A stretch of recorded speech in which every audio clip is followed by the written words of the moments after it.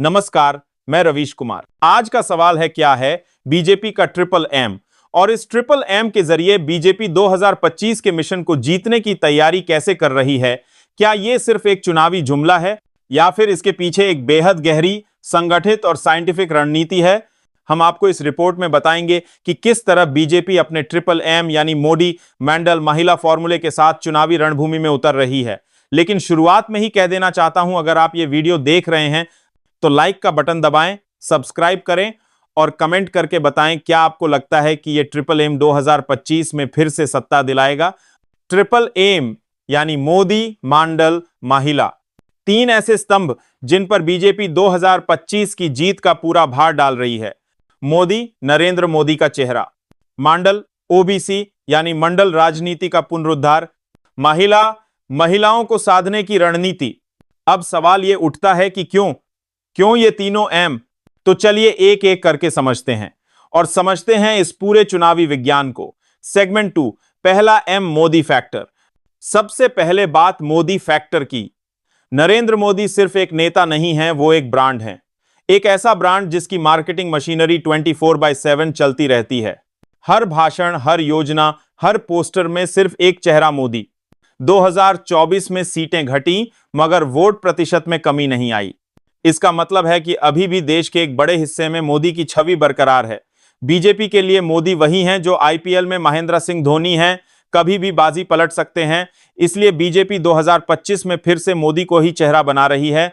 चाहे राज्य गैलो गैला का चुनाव हो या पंचायत का, पोस्टर पर चेहरा सिर्फ एक। लेकिन क्या सिर्फ मोदी के भरोसे चुनाव जीता जा सकता है? नहीं।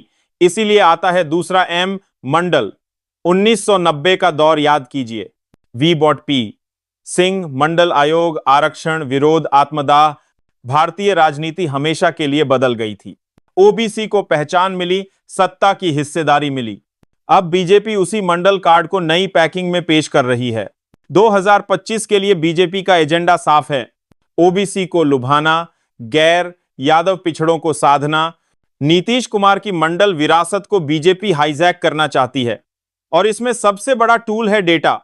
कैस्ट सेंसस, ईयूज रिजर्वेशन, सामाजिक सर्वेक्षण, हर चीज को इस तरह मोड़ा गया है कि ओबीसी को लगे कि बीजेपी ही उनकी असली हितैषी है। यही है मंडल राजनीति की रिब्रांडिंग। अब आते हैं तीसरे और सबसे अनदेखे एम पर, महिलाएं। महिलाएं पहले सिर्फ हाउस होल्ड वोटर्स मानी जाती थीं, अब वो डिसीजन मेकर्स दाबकर हैं। बीजेपी को यह बात बहुत पहले समझ में आ गई थी। चलिए कुछ आंकड़े देखिए। 2024 में बिहार में महिलाओं का वोट प्रतिशत पुरुषों से ज्यादा था। लाडली बहना योजना, उज्ज्वला योजना, जनधन खाता, शौचालय योजना, ये सब योजनाएं महिलाओं को सीधे टारगेट करती हैं। पीएम मोदी जब कहते हैं मेरी बहनों ने आशीर्वाद दिया, तो वो सिर्फ एक लाइन नहीं होती, एक पूरी रणनीति होती है। अब बीजेपी चाहती है कि महिलाएं कमल का बटन सिर्फ घर के लिए नहीं, खुद के लिए दबाएं। अब आप सोचेंगे ये सब थ्योरी तो ठीक है, जमीन पर क्या हो रहा है? तो जनाब, बीजेपी जमीन पर वो काम कर रही है जो बाकी पार्टियां सोशल मीडिया पर ट्वीट करने में खर्च कर देती हैं। बूथ लेवल मीटिंग, पन्ना प्रमुखों की नियुक्ति, महिला मोर्चा की ट्रेनिंग, ओबीसी सम्मेलन, मोदी मैराथन, मोदी पाठशाला, मोदी चौपाल। हर इलाके में बीजेपी नरेंद्र मोदी फॉर बिहार 2025 का नारा गढ़ रही है।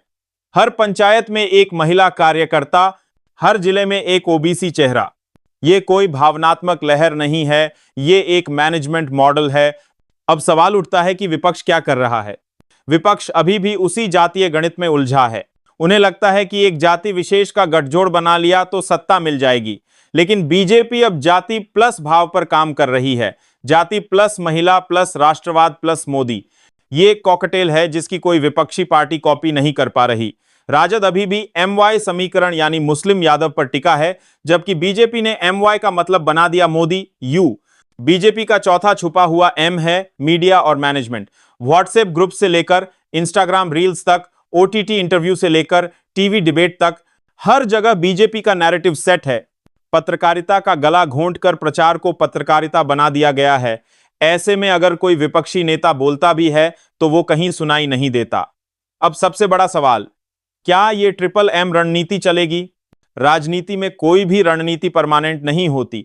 अगर मोदी फैक्टर कमजोर पड़ा, अगर ओबीसी वर्ग को लगे कि उन्हें सिर्फ इस्तेमाल किया जा रहा है, अगर महिलाएं सच में सत्ता की भागीदारी चाहने लगीं, तो यह ट्रिपल एम भी खोखला साबित हो सकता है। लेकिन अगर बीजेपी ने अपने नैरेटिव को सही से भुनाया, तो विपक्ष के पास केवल पोस्टर और प्रेस कॉन्फ्रेंस ही बचेंगे। तो जनाब, 2025 का चुनाव आयोग के कैलेंडर पर नहीं, बल्कि आज से, अभी से हर गली, हर पंचायत, हर मोबाइल स्क्रीन पर लड़ा जा रहा है।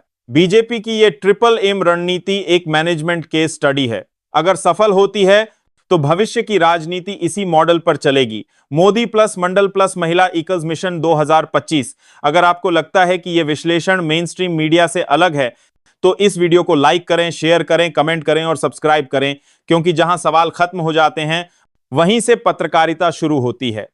फिलहाल खबरों में आज के लिए बस इतना ही। फिर मिलते हैं अगली बड़ी खबर के साथ। तब तक के लिए जय हिंद,